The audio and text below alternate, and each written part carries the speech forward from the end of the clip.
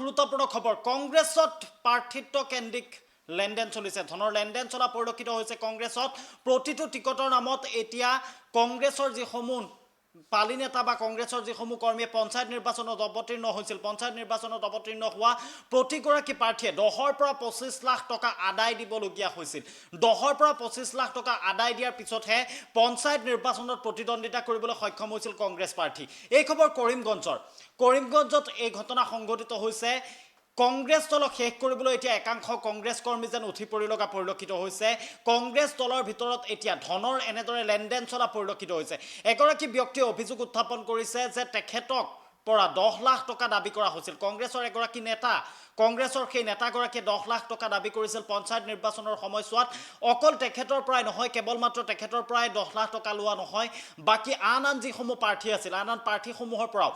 25ৰ পৰা 15 লাখ টকা পৰ্যন্ত লোৱাৰ অভিযোগ উত্থাপন কৰিছে এটা চাঞ্চল্যকৰ ভিডিঅ' ক্লিপ এতিয়া ভাইৰেল হৈ পৰিছে তাৰ লগতে ভাইৰেল হৈ পৰিছে এটা অডিঅ' ক্লিপ এই মুহূৰ্তত কতটা গুৰুত্বপূৰ্ণ খবৰ আমি জনাবলৈ যত্ন কৰি আছো কংগ্ৰেছত ধনৰ লেনদেন চলিছে টিকটৰ বাবে প্ৰতিগৰাকী টিকট প্ৰাৰ্থীয়ে আদায় কৰিবলগীয়া হৈছিল 10ৰ পৰা 25 লাখ টকা আমাৰ হাতত দৃশ্যাংশ আছে আমি দৃশ্যাংশ দেখুৱাবলৈ যত্ন কৰিছো সবিকে সবিস্তাৰে লৈ আহিম দা নিউজ প্লাছ চাই থকা প্ৰতিগৰাকী দৰ্শকৰ বাবে এই মুহূৰ্তৰ বিজ্ঞপ্তিত আমি জনাবলৈ যত্ন কৰি আছো দা নিউজ প্লাছ চাই থকা প্ৰতিগৰাকী দৰ্শকক কংগ্ৰেছৰ ধনৰ বিনিময়ত টিকট দিয়াৰ অভিযোগ লৈ বিস্ফোৰাত্মক তথ্য পোহৰলৈ আহিছে যিহেতুকে ইতিমধ্যে অন্ত পৰিছে পঞ্চায়ত নিৰ্বাচন আৰু পঞ্চায়ত নিৰ্বাচনত প্ৰতিদ্বন্দ্বিতা কৰা পঞ্চায়তৰ যিসমূহ প্ৰাৰ্থী আছিল পঞ্চায়তৰ প্ৰাৰ্থীৰ পৰা 10ৰ পৰা 25 লাখ টকা পৰ্যন্ত লোৱাৰ অভিযোগ উত্থাপন হৈছে আৰু কেমেৰাত বন্দী হৈছে কংগ্ৰেছৰ নেতাসকলে যি ধনৰ লেনদেন কৰিছিল কংগ্ৰেছৰ নেতাসকলে ধনৰ লেনদেন কৰা সমগ্ৰ দৃশ্য এতিয়া কেমেৰাত বন্দী হৈছে আৰু সেই দৃশ্যাংশ এতিয়া সামাজিক মাধ্যমত ভাইৰেল হৈ পৰিছে মোবাইলে ভাইৰেল হৈ পৰিছে সেই দৃশ্যাংশ আৰু শ্ৰীভূমিৰ কাৰ্যকৰী সভাপতি বিশ্বজিৎ ঘোষৰ অডিঅ' ক্লিপ ইতিমধ্যে ভাইৰেল হৈ পৰিছে আমি কণ্টেক্ট সময় পিছত এইদৰে আচলতে বিশ্বজিৎ ঘোষৰ সেই ভাইৰেল অডিঅ' ক্লিপ শুনাম তেওঁ টিকটৰ বাবে ধনৰ কথা কোৱা উল্লেখ কৰাৰ কথা দৰাচলতে স্পষ্টভাৱে ভাইৰেল হৈ পৰিছে স্বপ্ন মণ্ডল আৰু হাফিজ ৰছিদ এই দুগৰাকী ব্যক্তিৰ কথা উল্লেখ কৰিছে তেখেতে কল ৰেকৰ্ডিংটোত আৰু শ্ৰীভূমিত গুপ্ত কেমেৰাত পঞ্চায়ত নিৰ্বাচনত টিকটৰ বিনিময়ত কংগ্ৰেছ নেতাৰ ধনৰ লেনদেনৰ দৃশ্য এতিয়া বন্দী হৈ পৰিছে আৰু শতাব্দী পুৰণি কংগ্ৰেছ দলক ধ্বংস কৰাৰ চেষ্টাত লিপ্ত দলটোৰ এটা অংশ এতিয়া দলটোক ধ্বংস কৰাত লাগি পৰিছে প্ৰদেশ কংগ্ৰেছৰ সাধাৰণ সম্পাদকৰ বিৰুদ্ধেও এই অভিযোগ উত্থাপন হোৱা পৰিলক্ষিত হৈছে লগতে বিস্ফোৰক অভিযোগ উত্থাপন হৈছে শ্ৰীভূমি জিলাৰ কংগ্ৰেছ নেতা সাবিম উৰফে সামিমৰ বিৰুদ্ধে এতিয়া এই বিশেষ অভিযোগ উত্থাপন হৈছে সামিমেও সেই চাঞ্চল্যকৰ ভিডিঅ' ক্লিপটোত যি প্ৰকাশ পাইছে তথ্য প্ৰকাশ পাইছে তাত তেখেতেও ধনৰ দাবী কৰাৰ কথা উল্লেখ কৰিছে এগৰাকী ব্যক্তি আছিল যিয়ে পঞ্চায়ত নিৰ্বাচনত প্ৰতিদ্বন্দ্বিতা কৰিব বিচাৰিছিল আৰু সেই পঞ্চায়ত নিৰ্বাচনত প্ৰতিদ্বন্দ্বিতা কৰিবলৈ বিচৰা ব্যক্তিগৰাকীৰ পৰা 10 লাখ টকা লোৱাৰ এতিয়া অভিযোগ উত্থাপন হৈছে আমি এই মুহূৰ্তত অত্যন্ত গুৰুত্বপূৰ্ণ খবৰ জনাবলৈ যত্ন কৰি আছো সেলিমউদ্দিন নামৰ এগৰাকী ব্যক্তিয়ে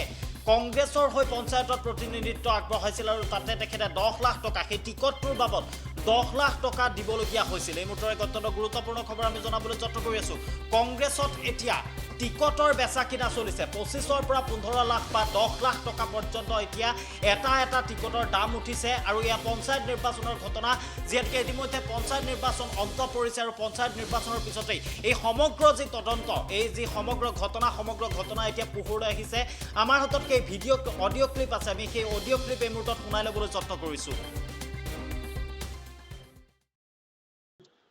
এখন আমার কথা শোন আনতে হইলে গুয়াহাটি মাল দিয়ে আনতে লাগবো ঠিক আছে এটা তো গুয়াহাটি নিজেকে ডিক্লেয়ার করছে না বুঝছিস নাকি তা তুই পাইছস আমি আমার বউ শামিমের সবটি তুই পাইছস ঠিক আছে ইনো বিভিন্ন জনে মস্তাকে পাইতো না ভোট এটাতে মস্তাকে দিছে নাই তো তোমার গুলশনকও আছিল গুলশনে দিতে পারে বাকি ভোট বাটাবাটি হয়েছে তুই যদি হাল ছাড়ি দিয়ে গোল খাইবে তুই তো একবার আমার লগে মিলছ না এমনি লুকাইয়া কাকা তো আছে ঠিকও আছে এরপরে তো আইয়া আন্ডারগ্রাউন্ডের কথা কইতে তো জানতাম তো আমরা এটা তো কষ্ট নাই অত পাগল লইলে হইব নি হ্যাঁ বুঝছিস কিতা হইছে এখন তুই রাত্রে কিতা করতে তুই আবার শামিমের লগে মাত ফয়জা কেমনে দিতে হবাই দিয়া শামিম স্যার লগে মিলিয়েছিস রাত্রে সকালে মিলিয়েছস কিতা কইছে এগুলো যেটা দেবার আগে দিলাইছে হ্যাঁ কিতা আগে যেটা দেবার এটা অলরেডি দিলাইছে দিলাইছস নি হয় আচ্ছা এখন আর দেওয়া লাগতো না শিওর। G G